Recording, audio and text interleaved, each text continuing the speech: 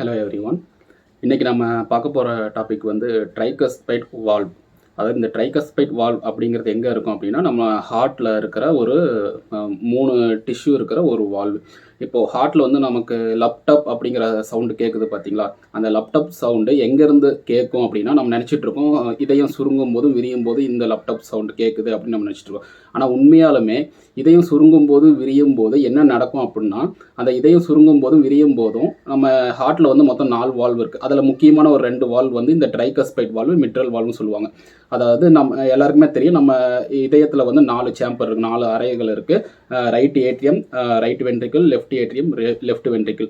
இந்த right ஏட்ரியமுக்கும் right வென்ட்ரிக்கிளுக்கும் நடுவில் வந்து ஒரு வால்வு இருக்கும். அந்த வால்வு பேர் தான் ட்ரைகஸ்பைட் வால்வ். அதே மாதிரி லெஃப்ட் ஏட்ரியத்துக்கும் லெஃப்ட் வென்ட்ரிக்கிளுக்கும் நடுவில் ஒரு வால்வு இருக்கும். அந்த வால்வு பேர் வந்து மிட்ரல் வால்வ். இந்த 2 வால்வும் திறந்து மூடுற அந்த ஓசை தான் வந்து நமக்கு லப்டப் சவுண்டு வந்து நம்ம ஸ்டெதஸ்கோப்பில் நம்ம கேட்குறோம். ஓகே, இந்த ட்ரைகஸ்பைட் வால்வ் வந்து எதில் இப்போ அது இயற்கையாகவே அது அமைஞ்சிருக்கும். அது எதில் அமைஞ்சிருக்கும் அப்படின்னா, ஒரு மெல்லிய ஒரு தின் லேயர் இருக்கிற 3 டிஷ்யூ.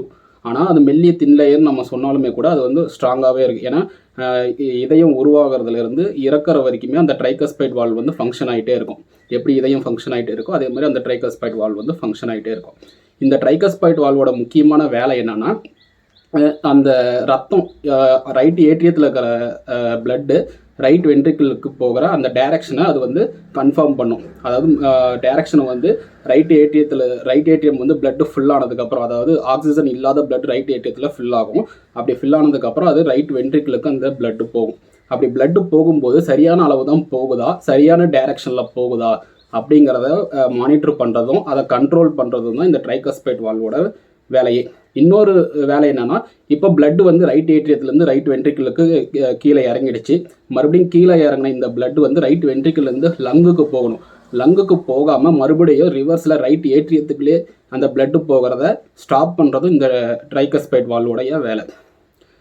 நெக்ஸ்ட்டு, இந்த ட்ரைகஸ்பைட் வால்வில் என்ன பிரச்சனைகள்லாம் வரும் அப்படின்னா, முக்கியமாக 3 பிரச்சனைகள் வருது.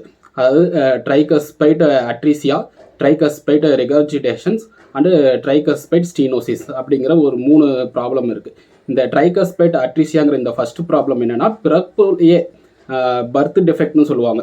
அதாவது பிறக்கும்போதே அந்த குழந்தைகளுக்கு அந்த வால்வு வந்து அதோடைய ஸ்ட்ரக்சரல் வந்து சேஞ்ச் ஆகிருக்கும்.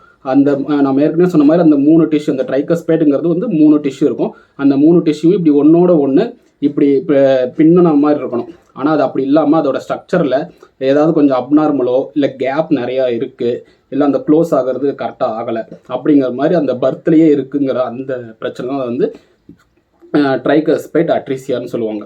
ட்ரைகஸ்பைட் ரெகர்ஜிடேஷன் அப்படின்னா என்னென்னா, ரைட் வென்ட்ரிக்கிளுக்கு போன பிளட்டு மறுபடியும் ரைட் ஏட்ரியத்துக்கு ரிவர்ஸில் பிளட்டு போகுது. அதாவது இதயம் சுருங்கும் போது அந்த ரைட் வென்ட்ரிக்கிளில் இருக்கிற அந்த பிளட் வந்து லங்குக்கு போகணும். ஆனால் லங்குக்கு போகாமல் மறுபடியும் ரைட் ஏட்ரியத்துக்கே வந்து ரிவர்ஸில் போகுது அப்படின்னா அந்த பிரச்சனை பேர் ட்ரைகஸ்பைட் ரெகர்ஜிடேஷன் அப்படின்னு சொல்லுவாங்க. அடுத்தது ட்ரைகஸ்பைட் ஸ்டீனோசிஸ். இந்த ட்ரைகஸ்பைட் ஸ்டீனோசிஸ் வந்து கொஞ்சம் ஓரளவு காமனாக வரக்கூடிய ஒரு பிரச்சனை. அதாவது என்னென்னா, அந்த ட்ரைகஸ்பைட் வால்வு இருக்குது பார்த்தீங்களா, இந்த 3 வால்வு அது திறக்கணும். இப்படி திறந்தால் பிளட் வந்து ரைட் ஏட்ரியத்துலேருந்து ரைட் வென்ட்ரிக்கிளுக்கு போகும். அப்படி திறக்கும்போது அது சரியான அளவில் திறக்காமல் ரொம்ப குறுகிய அளவில் தான் திறக்கும். ஃபுல்லாக இப்படி திறக்கிற அந்த ட்ரைகஸ்பைட் வால்வு கொஞ்சம் குறுகிய அளவில் தான் திறக்கும். அப்படி திறக்கிறதா வந்து ட்ரைகஸ்பைட் ஸ்டீனோசிஸ் சொல்லுவாங்க. இது எப்படி நம்ம கண்டுபிடிக்கிறது? இப்போ நமக்கு வந்து ட்ரைகஸ்பைட்டில் வந்து பிரச்சனை இருக்குது அப்படிங்கிறது நம்ம எப்படி கண்டுபிடிக்கலாம்னா, நம்மளோட ஸ்கின் வந்து எப்பயுமே பார்த்தோம்னா நம்ம ஸ்கின் வந்து ஒரு நார்மல் டெம்பரேச்சரில் இருக்கணும். ஆனால் அந்த நார்மல் டெம்பரேச்சரில் இல்லாமல் ரொம்ப சில்லுன்னே இருக்குது, ரொம்ப கோல்டாக இருக்குது நம்ம ஸ்கின்னு. அது இல்லாமல் இதயம் எப்பயுமே படபடப்பாக இருக்குது, பிளட் ப்ரெஷர் உங்களுக்கு வந்து அப்நார்மலாக இருக்குது.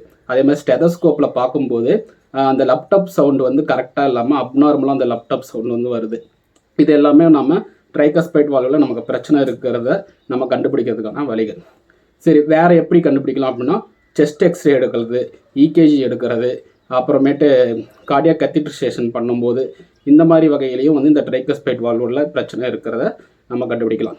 சரி, இதுக்கு வந்து சர்ஜரியில் இருக்கா இல்லை மெடிசின்ஸ் ஏதாவது இருக்கான்னு பார்த்தோம்னா, முதல்ல மெடிசின்ஸ் இருக்குது.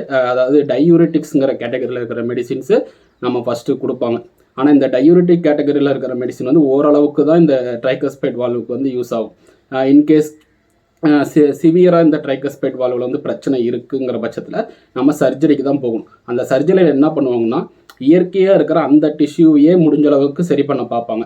இன்கேஸ் அந்த இயற்கையாக இருக்கிற அந்த டிஷ்யூ வந்து சரி பண்ண முடியலை அப்படின்னா அதை ரிமூவ் பண்ணிவிட்டு ஆர்டிஃபிஷியல் டிஷ்யூஸ் வந்து ரீப்ளேஸ்மெண்ட் பண்ணுவாங்க.